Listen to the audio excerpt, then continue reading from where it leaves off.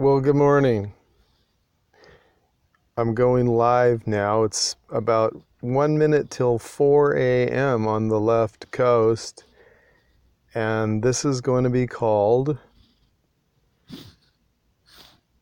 Mormon Truth Success Update and Examining the Honesty, Integrity, and Credibility of Latter-day Prophets and Leaders. So, since I'm doing this on Mobizen Live, it might take a couple of minutes for some people to get on here. And so I'm going to do that second part second. And so why don't we just take a look at what's been going on in the Dodger Game channel and on Mormon Truth Videos, Gospel Topics Hub website. Okay, we're looking at a picture here of a video that I just did Sunday, I guess. It's been a few days. And this has got more minutes viewed in the first, 3 days or so than any video I've ever done in the first 3 days or anything close to that. So we're looking at John DeLynn there as he's maybe it's because of the picture of John, except for evidently people listened to quite a bit of this video. So I want to just take a look. I think today we're going to pass 600,000 minutes of viewing on the Dodger Game channel since I started this on New Year's a year and 2 months ago, right? So this is March 15th, year and 2.5 months ago now. 14.5 months ago, started the Dodger Game channel. So let's take a peek at a couple of things, and then we're going to get into examining the credibility of the LDS leaders. We'll be starting with Joseph Smith Jr. And I've been looking at some other stuff during the night here. No, I haven't been to sleep. I've discovered canned coffee for 49 cents. Okay, although I don't really have any evidence that my adrenal glands function after the last 4 years of suffering. So, since, my family disappeared and then my son was murdered and my dad died and, things like that. So, going in here. Yeah, so this has got like 353 views since Sunday, right? And I'm going to go into, yes, we're live. Going to look at some little statistics here, okay? So one more back button job here and hit analytics. And here's some, maybe this is fun for some people to take a look at here before we get into the rest of this stuff. The examination of a bunch of stuff within Mormonism. This is going to be like a major rant, I think. Anyway, I've got the internet open so we can look at some factual stuff. So speaking of factual stuff, so in the last 28 days, let's move that, 116,500 minutes of viewing. Hey, I know there's people that do their cat playing the piano or something that get more than that, but it's pretty good here for me. Last 90 days, let's look at the graph. Okay. That's a pretty nice trend. I mean, if you had something like that going with a stock, you'd be pretty stoked. So what that's saying is this 90-day period saying is up 31% over what it was on the last night, anyway. So 250,000 minutes watched during that period. So this is lifetime here. My first video was January 1, 2017. And we have done it now, 601,167 minutes of people viewing these videos. So we got a pretty strong upward trend there. The last 48 hours, 8,333 minutes of people viewing. So, people are watching 4,000 minutes a day of the Mormon Truth videos on the Dodger Game channel. So that's pretty cool. We're making some progress. 62 minutes in the middle of the night here in the last hour. That's cool. Last 7 days, 33,000 minutes. So that's nice. Now let's take a quick look. I'll show what my best videos are as far as, or most viewed. Show a little bit there. So let's take a look at top videos. All right, in the last 28 days, 24,000 minutes on the awesome anti-Mormon speak on Book of Mormon fictional origin. So that one's doing really well right now, and so is LDS General Conference and Illuminated Freemasonry and Church Leadership.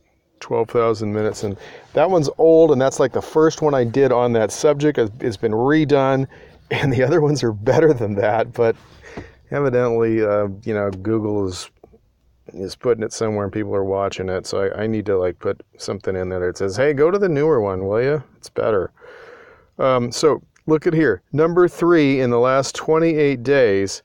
In other words, for 28 days worth of performance, this is what we've got in the last 28 days. And the number 3 one is the one I did Sunday. Okay, so what does it have? 4 days? And this is the one that had the John Dillon on the front. Relapsing into Mormonism involves blinding yourself to massive contradiction and mental manipulation. And it's got 6,600 minutes in 4 days. That's by far, I've never had a video take off that hard in the first 4 days. So that's nice. My journey into Mormonism with Masonry, magic, mind control, and the Holy Spirit versus true LDS history. So that's got 5,000 minutes in the last month. So let's go to Lifetime here real quick. Just gives you a chance, people that are interested in the Dodger Game channel, see what's going on. So I got 53,000 minutes total viewed on the awesome anti-Mormons speak, and that is a pretty good video. So it's got me, and it's got other guys on there, little clips, from Brian Dalton and whatever, bunch of people. It's a really good video, I think. Excerpts from people that have discussed aspects of the Book of Mormon and presented evidence that's pretty interesting, and they usually do it in a Sean McCraney, and these people are intelligent and entertaining at the same time. Okay, so my journey in Mormonism with Masonry, magic, mind control, and the Holy Spirit versus true LDS history's got 24,000 minutes of viewing. LDS General Conference and Illuminated Freemasonry is now up to 21, so that one's just going nuts right now. Mormon WikiLeaks on Bruce McConkie corroborate Mormon Truth video, 1978 Priesthood Revelation. Anyway, so these are I'm just going to cruise these through real quick, just to see a few of them. Mormonism is in the cult, right? Sure. Let's prove it compared to real cults like the Jehovah's Witnesses or Heaven's Gate. So that one, 50 Problems with the Mormon Church, that was a real big one for a long time. 33 Things You Got to Put on the Shelf to Believe That the Book of Mormon is True is the same video as the number 1 video. It's just the one that's number 1 was a redo, and so it's got about 5 minutes that are different, maybe with some little improvements, and it's got it. So you can just add that to the same total. Anyway, Unveiling the Mystery of Secret Mormon History, Book of Mormon Style Secret Combinations Unveiled in Illuminated Corporate Government Network, CES Letter Reviewed Part 1 on Mormon Truth Videos Bringing Forth the Book of Mormon, General Conference Gems from Our Prophets, Seers, and Revelators Verify Their Divine Stewardship. Sure they do.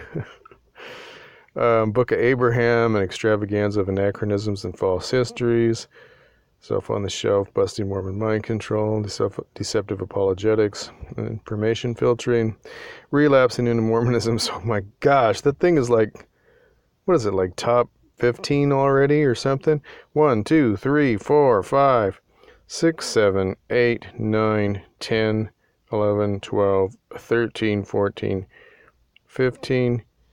It's number 16 after 4 days against stuff that I've had up here for like months and months and months. Wow. But next to it, LDS and Masonic apologetics on the temple, endowment, and the Luciferian connections. The truthfulness of the Book of Mormon and the Church of Jesus Christ of Latter-day Saints is provable. That's a good video. Anyway, so, all right, we're done with that. Either you're here or you're not. We're going to get started. So, yeah, I just wanted to, so let's go back over here to the horizontal mode, and should be on the website here, Mormon Truth Videos Gospel Topics Hub, and I didn't want to really mess with this. I was going to get straight into something right off the internet, but I always like going in here. And are we having internet issues? I just love this picture. Restoring a Stairway to Heaven. Come on now. I'm just enamored with this picture. It's just so mystical with the Stairway to Heaven above the San Diego Temple. Okay, so from there, let's go. The credibility of Joseph Smith. So I'll just start here and talk about Mormonism coming forth here. So we're going to examine the credibility, the honesty, integrity, and credibility of LDS leaders, starting with Joseph Smith, who was restoring a stairway to heaven for us because the Catholic Church screwed everything up, of course. Book of Mormon tells us that. Book of Mormon tells us that the great and abominable church of the devil took out the plain and precious truths that we needed so much that were in the Book of Mormon, and that the Book of Mormon actually contained the fullness of the gospel, and that the Bible went forth in its purity from the apostles of the Lamb of God with the fullness of the gospel in it. But the Catholic Church took it out. It says the great and abominable church of the devil. But we all know that that's the Catholic Church, and if you don't know, better reconnecting.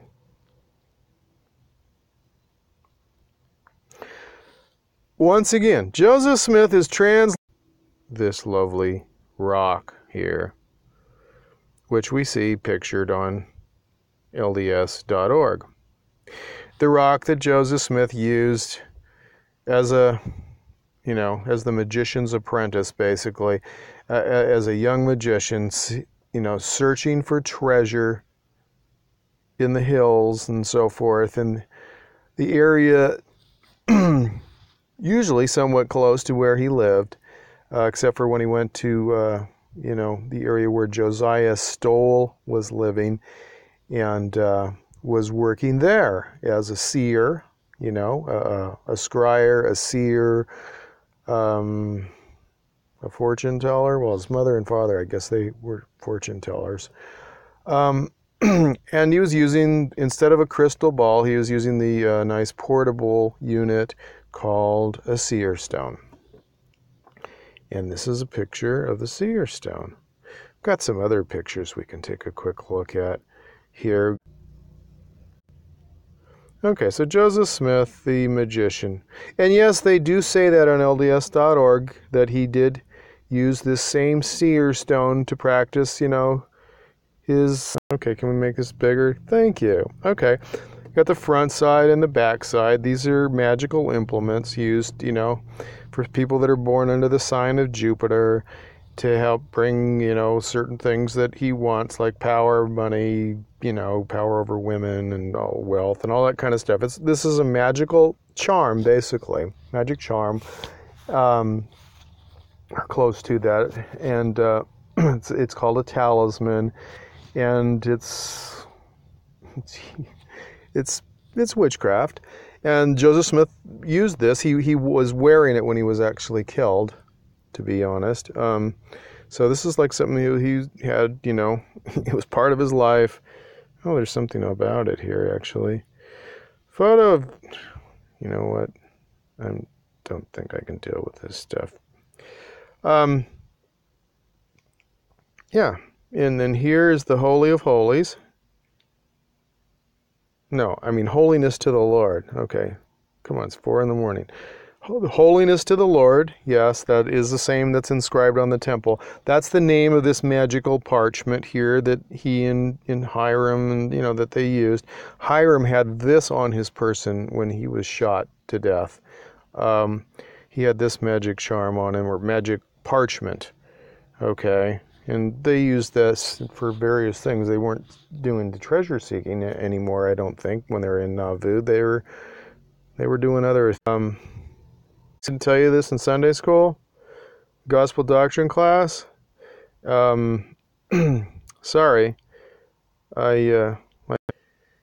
ceremonial. They would have to do a bunch of incantations within the circle, and then I believe that was the knife that he would slit animals' throats with. This is ridiculous. Sacrificing them to demons that were guarding the various treasures that they were seeking, like pirate treasure, that stuff. Joseph Smith was into the Captain Kidd stuff. All right, come on now. Book of Abraham, that's good stuff. We're going to get into that, but I think it's important to discuss a little bit of the magical background of the leaders of the church, because they were occultists and probably still are occultists. You can tell by the handshakes they give to people. You can see. Okay, I saw it earlier here. Well, whatever. We've already seen the seer stone. And there we go on the right-hand side here, just under the D for Dodger Game. See that? Joseph Smith's Sacred Scrying Stone. Anyway, this picture, like I said, everybody's just getting it off LDS.org and putting it on their websites and stuff.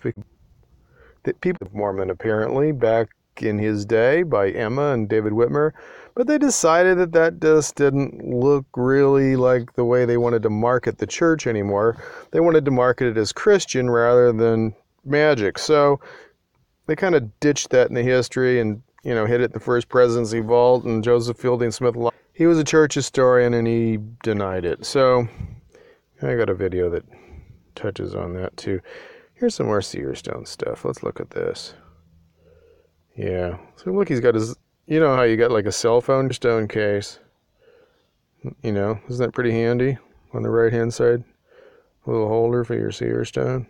Pretty cool. Yeah, so Joseph Smith was an occult practitioner. In 1826, we know that he was dragged into court because Josiah Stoll's good seer, scryer. He's a good little magician. They just never could, quite get to the treasure. Could never find the silver mines, gold mines, whatever the treasures were, pirate treasure chest. They'd hit it with their shovels, but it always sink deeper into the earth. Yeah, the whole magical history is just incredible. I've never read the book, I've Early Mormonism and the Magic Worldview. I've read, out of it, or, but I haven't read the whole book. I've read excerpts and stuff, and I've read a lot of other stuff. There we go. So, see the one in the middle here? It says, and it came to pass. And it came to pass. And that's what he saw in the seer stone, is what they're saying. You'd have, or similar to that, you'd have a picture of a parchment and you'd have a picture of an Egyptian hieroglyph, and then you'd have the English translation, and the English translation wouldn't disappear until it was confirmed that whoever the scribe was had correctly written down exactly what was on the stone, the magic stone. That is what we were told by our historians. That is what David Whitmer said. And yeah, like I said, LDS.org, church now under pressure. has had to admit that, yeah, this is where we got the Book of Mormon, from a magic rock. Unless, of course, some of it might have been from the magic glasses that I thought I just saw a minute ago, which are mentioned in the Book of Mormon. Of course, there's magic shiny rocks mentioned in the Book of Mormon, too. Joseph Smith had various seer stones, like a green one and a clear one. But the brown one was the one we got in the First Presidency vault. So, that's kind of weird because the Book of Mormon strictly condemns magic and witchcraft. But we're supposed to forget about that, I guess, right? We're supposed to forget about a lot of contradictions that are in the Book of Mormon. We're supposed to forget that Joseph Smith said that the messenger, whom he always seemed to name as Nephi, a couple of times, but I mean, we've got it published like in the Times. Not to mention the, 1851 or 2, Pearl of Great Price. It was still the angel Nephi that came to him and showed him the book. I mean, if you look at like section 1, section 20, section 17, verse 6, it says Jesus Christ says it's translated correctly. If you look at those 3 different chapters, you'll find so much confirmation that Jesus Christ gave him power to translate the book, that it's correct, that it's got the fullness of the gospel, even though most of the teachings that. So the 1830 version says things like, Jesus was the very eternal Father. And he'd already given back the golden plates to Moroni, per the story. Unless you like the other version where he just stuck it in the magic cave in Cumorah, which I believe Brigham Young and Oliver Cowdery testify to. The Cave of Treasures, like some kind of Alibaba story. It's filled with Nephite records and stuff. Maybe you haven't read those. Yeah. Well, the early brethren, they were good for telling stories, just like Joseph Smith. So, if he'd already given back the stuff that he's supposed to be translating, even though they weren't even in the room when he was channeling off of the magic rock, how did he know he made a mistake? Did he go back and look at his rock again, 7, 8 years later? Is that what happened? I don't know. How did Spencer's Kimball do it when he decided in 1981, when they redid the scriptures, when he decided to get rid of the scripture that said that the Lamanites would turn white and delights him?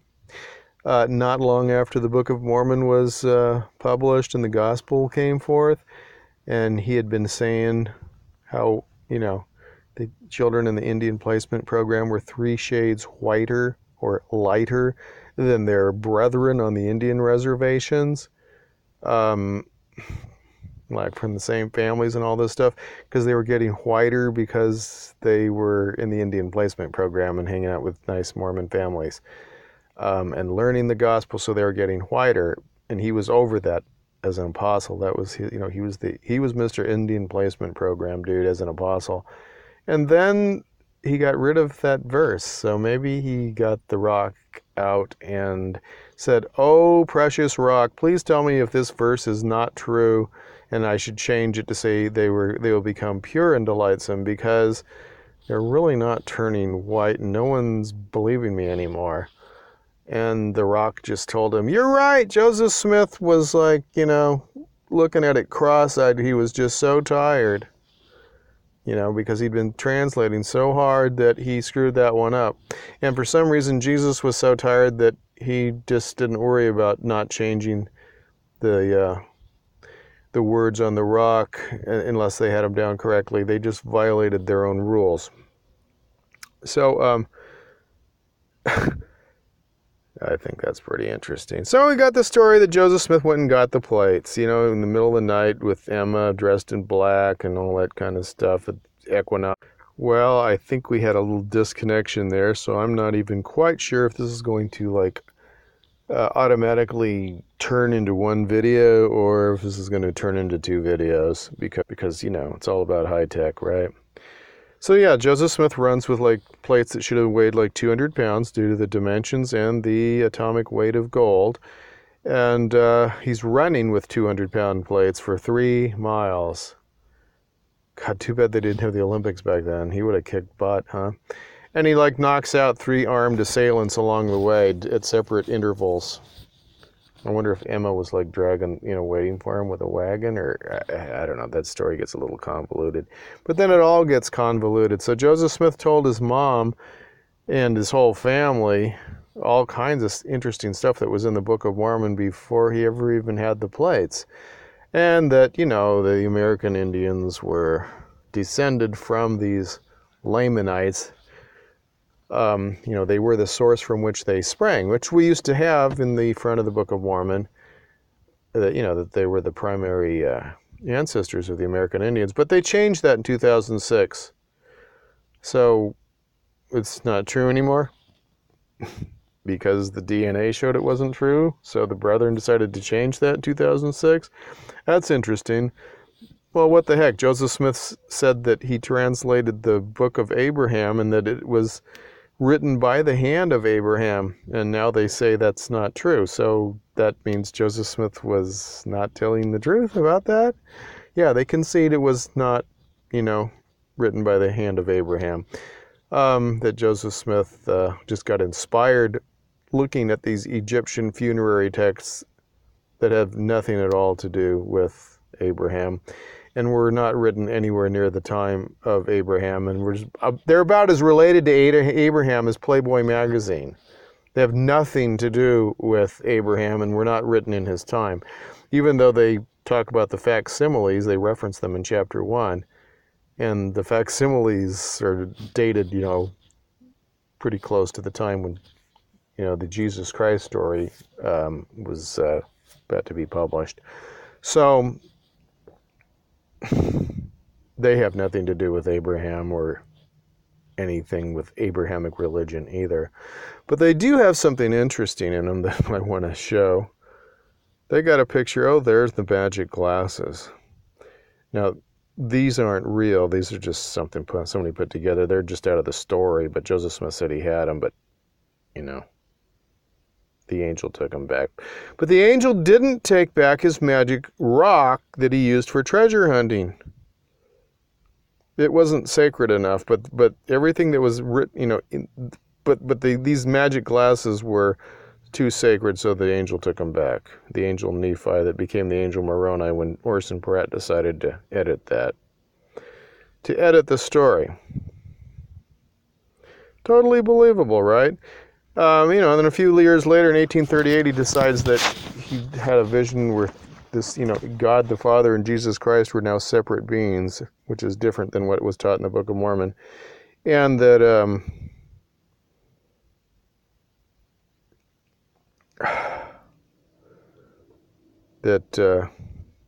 yeah, they came down out of heaven, pillar of light, and all this stuff, and then he had to, of course, change the history and say that this happened in 1820, even though everybody else says, you know, from his family and, you know, Brigham Young, Wilford Woodruff, John Taylor, Orson Pratt, and Heber C. Kimball all said, Joseph and William Smith all said that Joseph Smith started having visions and so forth in 1823, which is when all this stuff really started getting going with the Book of Mormon, and that he never saw God, you know, the Bible God, whatever.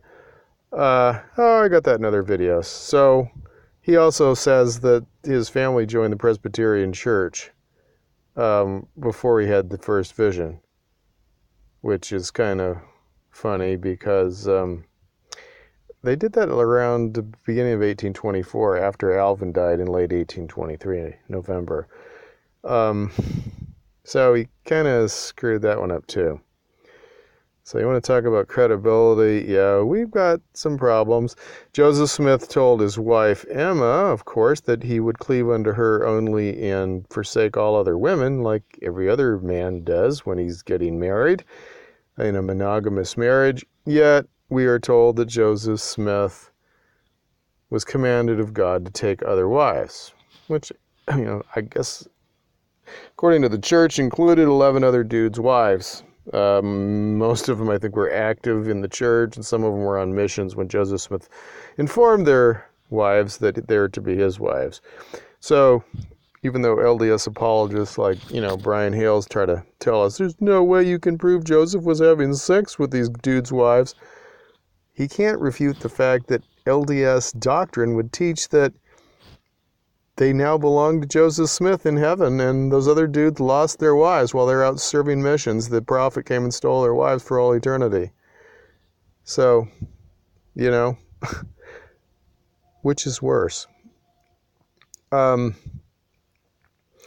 God commanded him to take other men's wives. God commanded him to break the covenant that he made with Emma, the terms upon which she agreed to be his wife. A valid contract, according to Section 132, it's still valid until they're dead. So why would God tell him to break his word and violate the terms of the contract upon which Emma married him? Good question. Maybe God doesn't have that much integrity.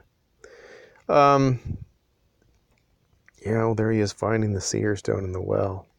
Is he the one that found it? Anyway, he put it in his hat and decided it was awesome, so he borrowed it and never would give it back to Willard Chase. Is that the Leahona? Okay, so that's imaginary. Yeah, tons of integrity here, right? Joseph Smith, did he tell the truth about Section 132? No, he basically lied about that too. We've got public statements where he said it didn't exist, and he said he only had one wife. He said, they say I have 7 wives, but I can only find one. William Laws accused me of adultery, but I'll prove him wrong. I don't have any other women. I'm as innocent as I was 14 years ago. These are public statements, like in Nauvoo. And yet the church tells us, he was married to all these girls, including Fanny Alger, the maid that he got pregnant, their 16-year-old nanny in 1833, 10 years before the church says he even had this revelation that he said he never had. And then are they backdating the authority that they claim he had from 1843 to 1833 when he knocked up the maid? And I guess that's God's will. And so Emma threw her out when she was pregnant in the middle of the night because that's the way God wanted it, right? Or was Emma just being disobedient and throwing out their pregnant teenage nanny? These are interesting questions. If we think, instead of just put stuff on the shelf, if we think through things, it gets difficult to reconcile. We see a book written in, 17th century English, filled with Bible verses, including mistranslations. We see a book filled with New Testament teachings and quotations during an Old Testament timeline. We see chapter 13 and 14 in the book of First Nephi telling us about this great and abominable church, and that all other churches are just appendages to the church of the devil. And I wonder how Nephi learned the word church, since it wasn't invented. There were no churches in the Old Testament times. But he acts like it's a familiar concept. He seems to be very familiar with 19th century topics, including like Freemasonry, which we find written about, in the Book of Mormon around this, about the secret combinations and so forth. Right at the exact same time, Joseph Smith's translating this, channeling this on his magic rock, is when Captain William Morgan was murdered by the Freemasons for revealing the secret handshakes that Joseph Smith stole from them and used in the temple endowment. We believe in being honest, chaste, true, benevolent. Okay, this connectivity is getting to be a real annoying thing. I'm going to try. All right, I'm getting really. Look at those. Tell us that Jesus tells us the true name of the church, which is the name that it's now got, the Church of Jesus Christ of Latter-day Saints. That didn't sound very good, though, so Joseph Fielding Smith kind of didn't write it that way in Essentials in Church History. Is that what it was, Essentials in Church History? I did a video that shows all that documentation, what he actually said, which was basically a pack of lies, which is the same thing that Gordon B. Hinckley did when he tells us in his book, Truth Restored, that the original name of the church was the Church of Jesus Christ, which is also not true, because it was the Church of Christ. And then Gordon tells us that that was by divine edict, that was the name. And then he says, but after that, it was later revealed by inspiration that they needed to add the further words of Latter-day Saints. So it was originally named the Church of Jesus Christ, he said, which is a lie. And then by inspiration, the rest of the name was added. Well, the truth is, it wasn't added to that because that never was that name, and Gordon fails to tell us the second name of the church because it doesn't sound good to say that it was called the Church of the Latter-day Saints for about 4 years, 1834 to 1838. So that's not very honest because Gordon B. Hinckley knows what the truth is about that, but he lied to us in Truth Restored. It's like Joseph Smith lied in his book. Just like he lied about the seer stone, but now they got pressured into showing this because it's just like there's so much evidence out there. So they put it on LDS.org and said, yeah, he used a seer stone. So what? We've been telling you that all the time. Didn't you notice it in your lessons? Thanks to South Park, we had to tell you. And so what if he's practicing magic? God's just preparing him for his ministry by being a magician, is pretty much what Richard Bushman said in Rough Stone Rolling. But then again, that's not an official source. It's just a book that LDS people like, and he's just a church apologist. But LDS.org is pretty deceptive in the Gospel Topics essays, if you look at them. And anyway, I've got plenty of videos on that. And let's look at the website. Gosh, I really like my website because I'm trying to make it a pretty good job. I'm doing a good job here, I think. I'm just putting it together. Not that I believe in, the Heavenly Father anymore, but